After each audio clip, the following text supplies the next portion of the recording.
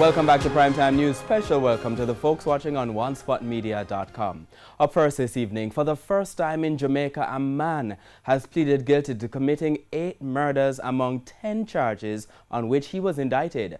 The man, Kemar Thompson, was sentenced to life imprisonment for each count of murder in the Home Circuit Court on Tuesday. He's set to serve a minimum of 66.5 years before being eligible for parole.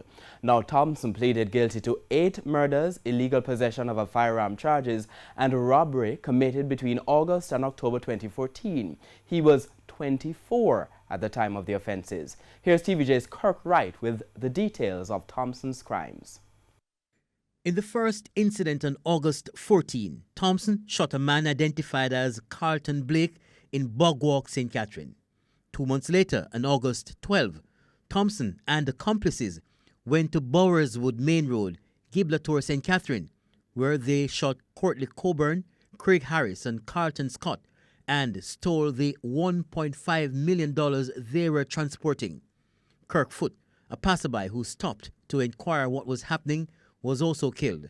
The third incident took place 10 days later on October 22.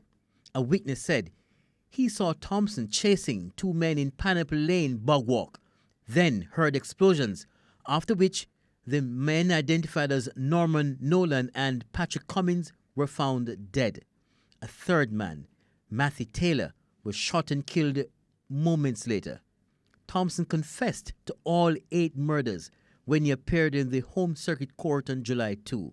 His lawyers had asked the court to be lenient given the guilty plea, but the judge condemned the actions of the accused, who committed the murders in the space of 3 months before handing down multiple life imprisonment sentences. He's to serve at least 66.5 years before he's eligible for parole. Kirk Wright, TVJ News.